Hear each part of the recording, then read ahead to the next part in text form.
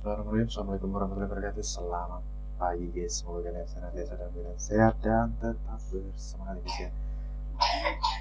Oke, kesempatan kali ini jadi saya akan melakukan unboxing dan tes untuk sebuah kartu grafis ya, seperti yang teman-teman lihat di sini. Saya mendapatkan kartu grafis dari Colorful Battle X GeForce GTX 1650 Super.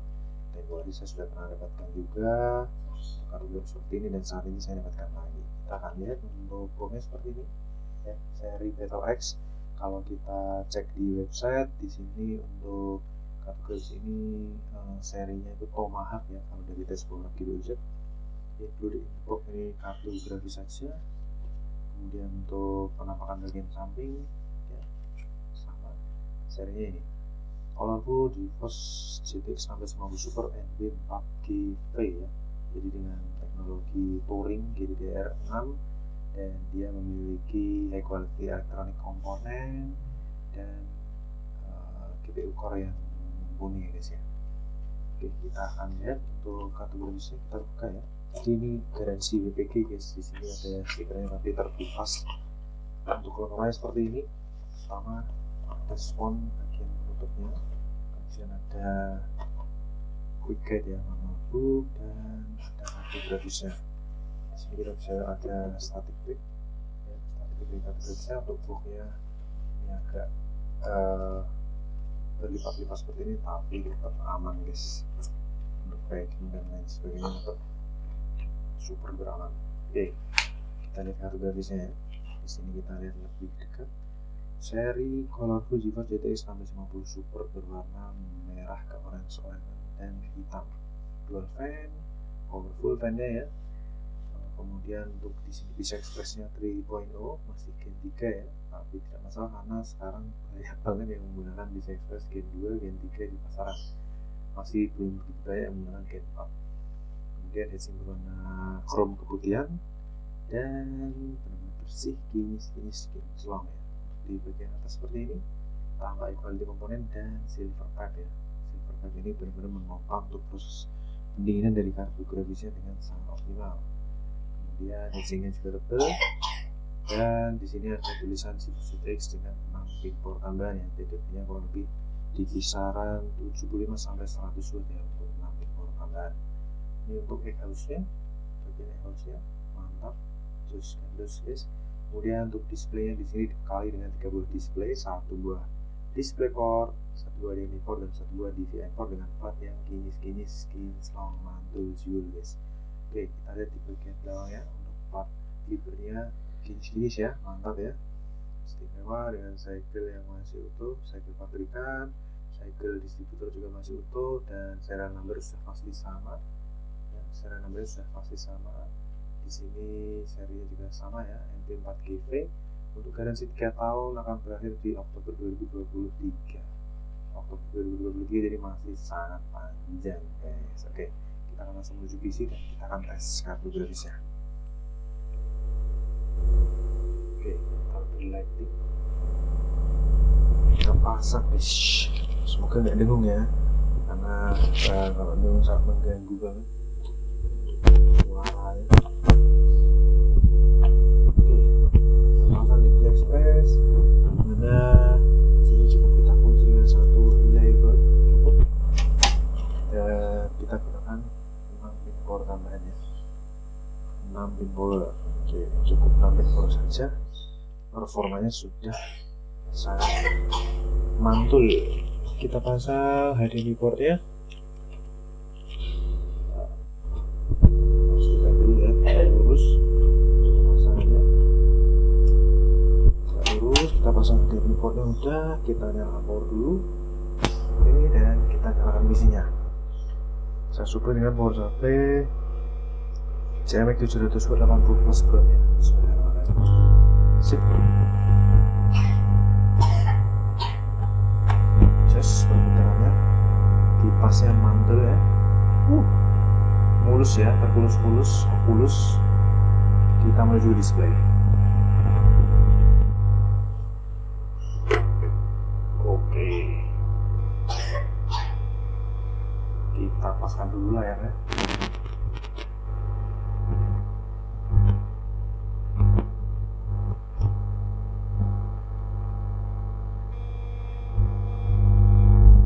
bisa tes per 15 Oktober jam 15.46 sore ya, karena kartu grafisnya juga baru datang.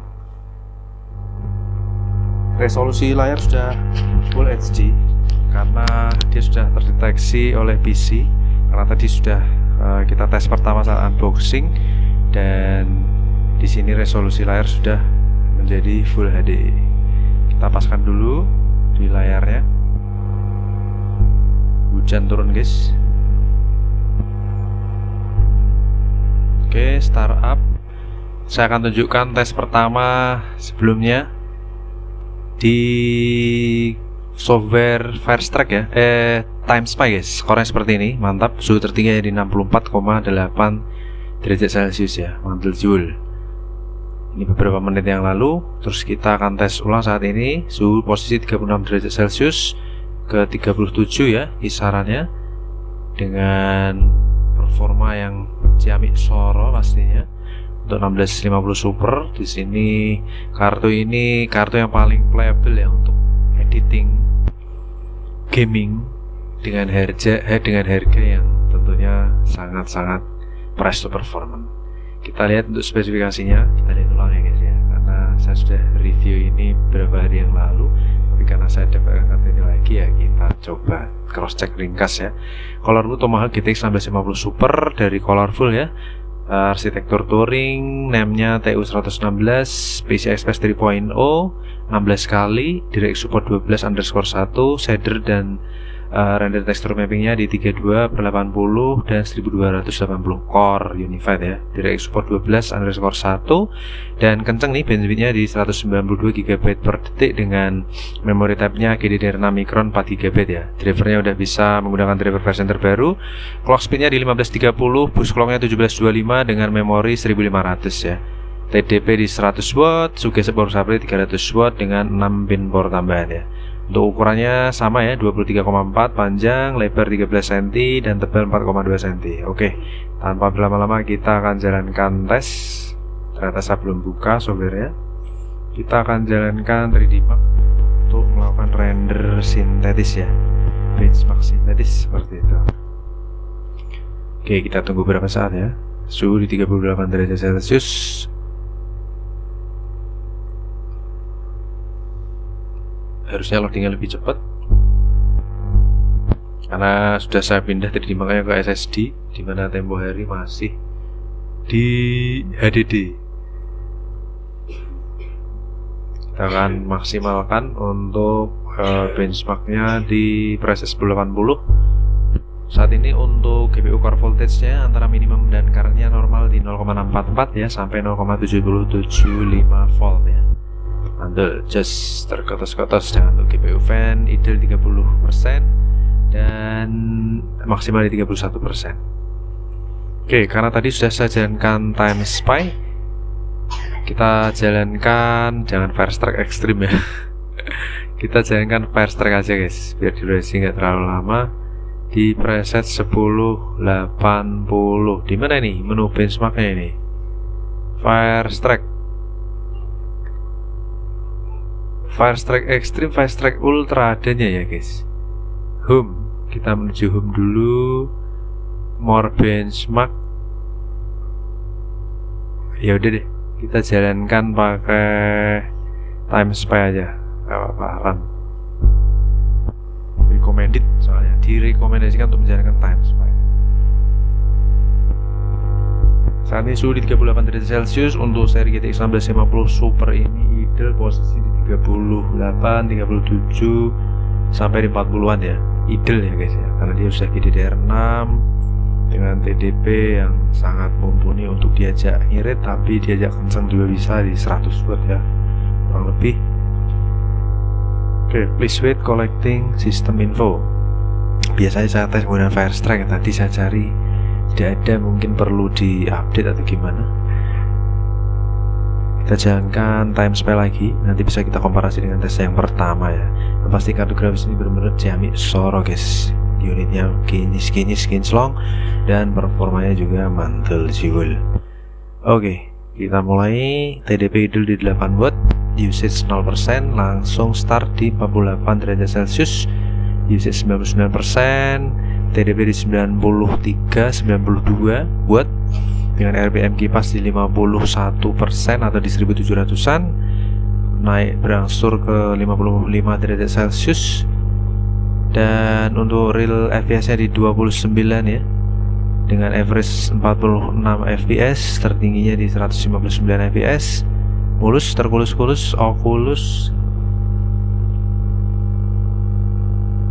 Oke, kita pantau ya, temperatur di 59 derajat Celcius akan menyentuh 60. Dimana time span yang pertama saya tes itu di 64 derajat Celcius sebagai full load. Dan saat ini kita akan lihat nih untuk perbandingan tes kedua yang jeda hanya beberapa menit saja dari tes pertama, akan mendapatkan suhu tertinggi di berapa derajat Celcius nih guys. VRAM terpakai hanya di 2 GB ya, dari 4 GB yang tersedia.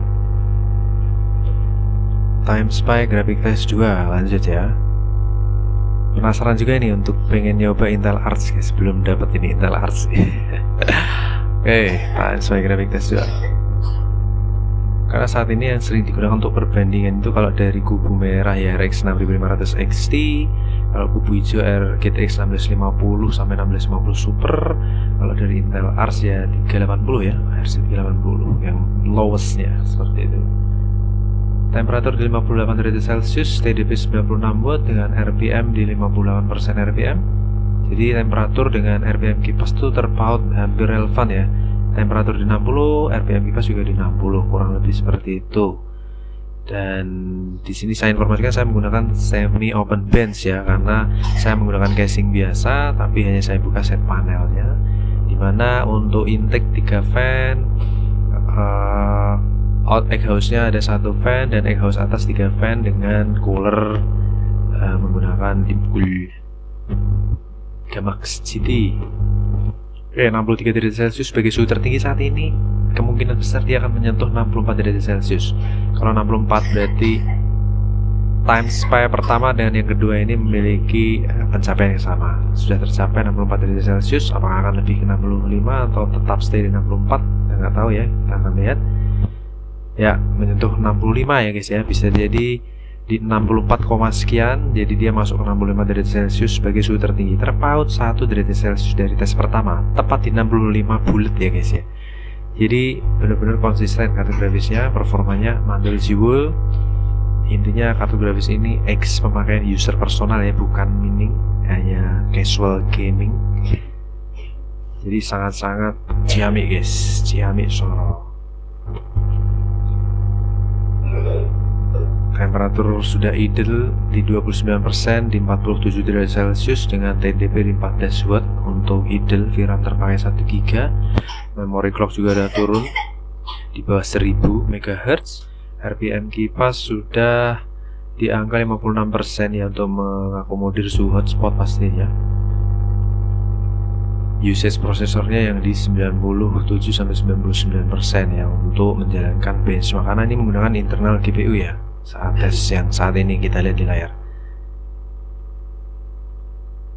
Oke, kita nantikan sampai hasilnya tampil ya guys. Usage kartu grafis di 17-30%. Temperatur sudah di 43 derajat Celcius, jadi super duper adem guys. Adem terkedem-kedem nih. Kita lihat resultnya ya. Running benchmark ya.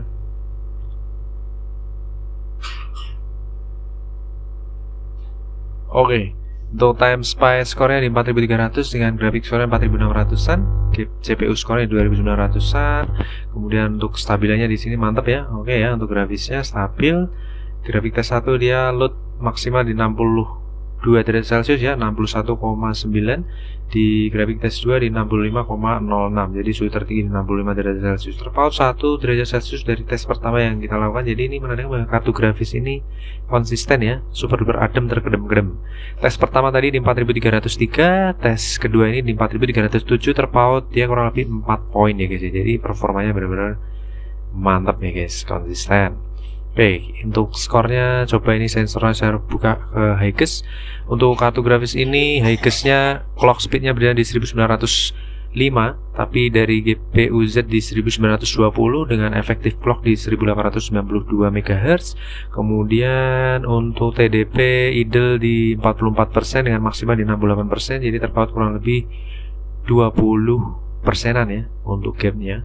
Kemudian untuk kartu grafis ini juga mantul. Untuk performa comparison-nya lebih cenderung di limited by total power limit ya, dan saat ini posisi idle ya. Mantap, just gandos guys. Oke, untuk tesnya kurang lebih sampai di sini. Kita lanjut tes kartu grafis berikutnya. Jangan lupa subscribe. See you on the next video. Terima kasih. Wassalamualaikum warahmatullahi wabarakatuh. Bye bye.